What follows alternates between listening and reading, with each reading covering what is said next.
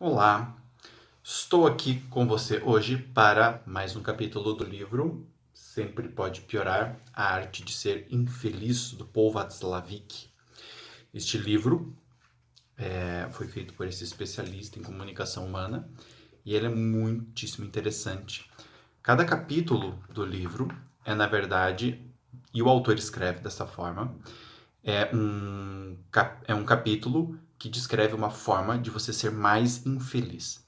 E notem, ele realmente foca desta forma. O objetivo do livro é ser um curso em infelicidade. Dor, depressão, fobia, etc e tal. Então é bem legal a maneira pela qual ele escreve, porque acaba sendo meio jocoso, né? Ele fala, a maneira pela qual ele escreve, você acaba rindo do jeito que ele fala, porque ele está querendo ensinar você como você ser mais infeliz e geralmente as pessoas não procuram por isso.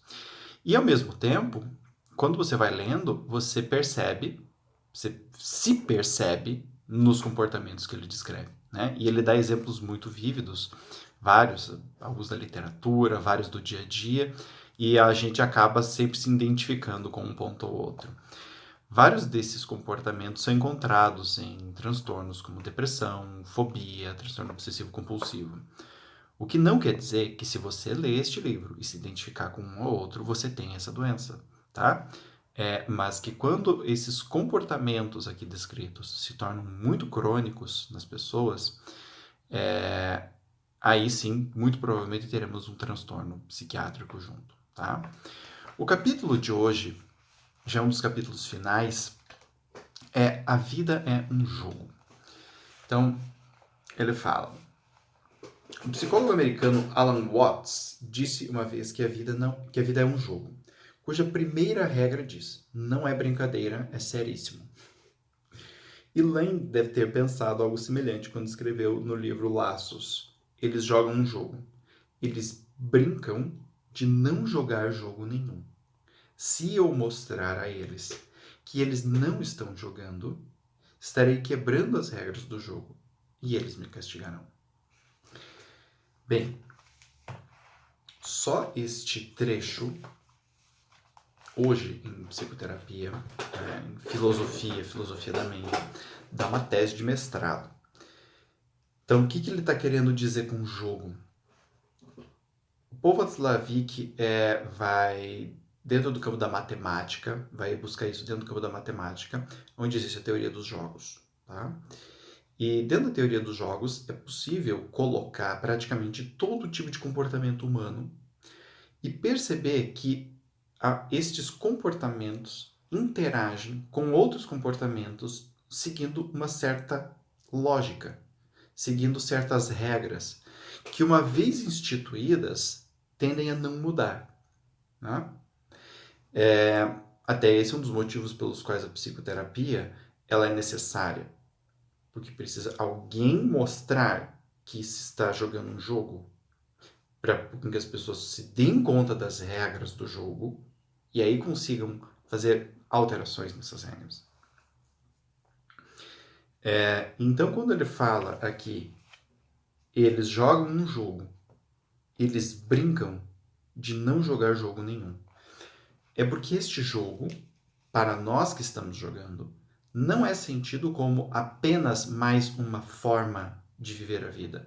É sentido como a forma de viver a vida, a única e mais poderosa forma de viver a vida, que é o que ele cita no Alan Watts dizendo anteriormente. A vida é um jogo cuja primeira regra diz: não é brincadeira, é seríssimo. Né? Então, quando nós fazemos terapia, o que nós vemos? Primeira coisa que todo mundo que faz terapia vê: que o seu comportamento é apenas mais um comportamento de milhões de comportamentos possíveis. E que encararmos isso como uma verdade, a única verdade possível, geralmente é a maior fonte dos nossos problemas. Né? Aqui eu lembro até do Joseph Campbell falando, né? Ele diz assim, que o eu é um problema, porque às vezes o eu quero, eu acho, eu me importo com isso ou com aquilo, é muito pequeno. Né? Ou seja, às vezes a pessoa está jogando um jogo que diminui ela. Ou às vezes ela está jogando um jogo que exige demais dela. E o eu quer manter esse jogo, porque para o eu, esse jogo é o real, é a única verdade possível. Tá? Então, enquanto a gente permanece neste jogo, a gente vai repetir relacionamentos, vai repetir frustrações, vai repetir comportamentos adequados também, né? Porque nem só de desgraça vive a neurose, ela também tem coisas boas, senão ela não existiria. Né? E a gente se mantém dentro disso. Começar a sacar que aquela forma de comportamento é mais uma e não a única forma, é o que pode começar a nos tirar de uma neurose e nos levar em direção a um outro tipo de comportamento. Tá? Aí o Lang, ele complementa: se eu mostrar a eles que não estão jogando, estarei quebrando as regras do jogo. Ou seja, para com que uma neurose ou para com que um comportamento inadequado se mantenha, a primeira regra qual é? É não entender isso apenas como um comportamento ou como uma neurose. E é muito interessante isso num processo de terapia, quando eu acompanho meus clientes, nós fazemos toda uma leitura do caso, toda uma conceitualização do caso, e a pessoa fala: ah, entendi. Aí dá um tempo, a gente faz de novo a mesma leitura, a mesma interpretação. Ah, agora eu entendi. E isso acontece várias vezes ao longo de processo de terapia. Né? Por quê? Porque a dificuldade não é cognitiva, ou seja, não é o que é difícil para nós não é entender qual é a regra do jogo. É aceitar emocionalmente que isso é um jogo. Ou seja, tenta pensar em você, em alguma coisa que você tem dificuldade na tua vida. Muito provavelmente o que está acontecendo é que você está exigindo de você mesmo a manutenção de uma série de comportamentos que não são úteis. Mas abrir mão desses comportamentos não é fácil. Por quê? Porque nós acreditamos que sem eles tudo vai dar errado, mesmo que já esteja dando errado. Mas essa é a realidade, percebem?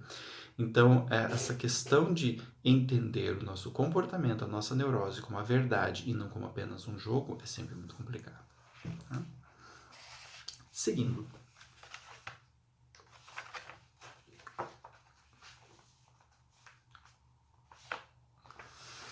A teoria lúdica, né, da matemática, a teoria dos jogos, faz uma distinção básica entre jogos de somas nulas e jogos de somas não nulas. Observemos primeiramente a classe dos jogos de somas nulas. Nela estão contidos os jogos em que a derrota de um jogador representa a vitória do outro, tipo tênis. Um ganha, outro perde. Ao contrário, como o nome já indica, os jogos de somas não nulas são jogos nos quais ganho e perda não se equivalem. Isso significa que a soma de ganho e perda pode ficar acima ou abaixo de zero. Em outras palavras, num jogo desse, ambos os jogadores, se jogarem mais de dois, todos eles, podem ganhar ou perder. Né? Então, aqui a gente pode pensar em várias questões. Né? Tem jogos de baralho em que isso acontece, né? Em que os dois jogam juntos o jogo, né? Para tentarem chegar num ponto em comum. De certa forma, por exemplo, numa equipe de vôlei, eu quero fazer algo para o outro poder fazer algo. Então, eu quero construir algo com o outro. Ou, como é o caso que nós vamos ver aqui, em relacionamentos. Um relacionamento entre parceiros é um jogo de somas nulas ou não nulas? Para responder a esta pergunta, temos que nos questionar se é certo que, neste caso, a vitória de um parceiro corresponde à derrota de outro. Ou seja, num relacionamento entre duas pessoas, todo mundo já viveu aquela situação em que você quer saber se você está certo, se você está errado, se você ganhou uma discussão, se você perdeu uma discussão. Isso acontece com todos os seres humanos. Né? E neste caso, entender isso é que é a coisa mais desgraçada que tem. Por quê? Porque às vezes a pessoa acha que ganhou a discussão, né? Ela provou um ponto. Porém, o jogo que o outro estava jogando não tinha a ver com isso. Era uma outra questão. Então ele ganha do ponto de vista dele, mas perde do ponto de vista do outro. E é aí que a coisa começa a ficar complicada. Então, o ganho de um e a perda de outro, no fringir dos ovos, significou de fato o quê? Um ganho, uma perda, uma queda no gráfico do casal. Tá? E aqui também é interessante se perguntar, esses dois estão jogando um jogo de forma a entender que é um ou outro, eu mais eu, né? O meu eu e o teu eu, ou estamos jogando um jogo para criar um nós, eu e você, né? Enquanto uma unidade.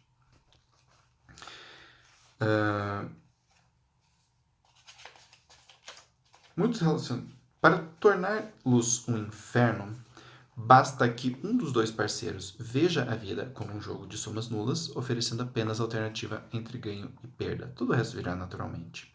Mesmo que a princípio o outro não veja a vida como uma questão fechada entre ganhar ou perder, ele logo se converte. Então, o que o Paul está falando aqui é assim, numa relação, se um vê a questão dessa forma, um jogo de ganhos e perdas, não vai demorar muito tempo, o outro vai acabar cedendo, tá? Porque é muito difícil conviver com alguém que fica ganhando o tempo todo, ou querendo ganhar o tempo todo e querendo que você perca, e você não querer ganhar também. Porque isso acaba se tornando tóxico. E a única forma que a pessoa tem de reagir a isso é entrando no jogo. Paradoxalmente, obviamente, isso cria mais toxicidade. Tá? Mas a gente não quer que as coisas sejam fáceis. Afinal, o objetivo desse livro é criar infelicidade. Então, quanto mais infelicidade, melhor. O que os jogadores de soma nula não percebem, obstinados como estão com a ideia de ganhar e superar um ao outro, é o grande oponente que ocupa o terceiro lugar, ou seja, a vida, contra a qual ambos perdem. Por que é tão difícil reconhecer que a vida é um jogo de somas não nulas? E que podemos ganhar juntos, tão logo esqueçamos a mania de querer vencer o outro para não sermos vencidos? E o que é absolutamente incompreensível para o jogador viciado, que podemos viver em harmonia com este grande oponente, a vida. Então, aqui ele faz uma reflexão que é linda, né? Me vem à cabeça aquela frase do Lennon, né? A vida é o que acontece enquanto estamos ocupados fazendo outra coisa. Então, enquanto eu estou ocupado para mostrar para minha mulher que eu sou melhor do que ela, e ela está ocupada em mostrar que é mais inteligente do que eu, não apenas a vida, mas a relação perde. Nós, as duas pessoas perdem em relação ao próprio relacionamento. Porque o relacionamento vira essa guerra. Tá? E, inclusive, esse é o grande paradoxo da guerra. Né? Os dois lados perdem. Mesmo quem ganha, entre aspas, está perdendo. Porque ou ele aniquila todo mundo, né? E se torna o grande imperador, né? No caso de uma guerra, mata todas as pessoas e vira o imperador de nada. Só que ele não quer, a pessoa não quer isso, então ela precisa do perdedor. Só que o perdedor não vai ficar feliz em ser perdedor. Né? Então, numa relação, isso também acontece. Se eu quero mostrar que sou melhor que minha mulher, por exemplo, tá? E eu não for bem sucedido, eu vou ficar querendo provar isso o tempo todo. Se eu for bem sucedido, a relação acaba.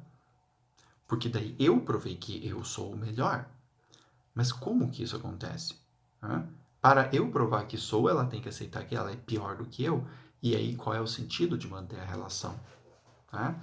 Então, esses jogos que a gente tenta jogar são interessantes por causa disso. As consequências deles sempre são diferentes daquilo que a gente pensa que serão. E por que isso? Geralmente porque a gente projeta nessas consequências uma série de questões internas nossas e acha que se ganhar o jogo, vamos conseguir algo com isso. No fundo, não vamos. A dificuldade, então, de viver a vida como um jogo de somas não nulas, ou seja, em que às vezes a gente ganha, às vezes a gente perde, mas isso no frigir dos ovos não quer dizer exatamente um ganho ou uma perda, né?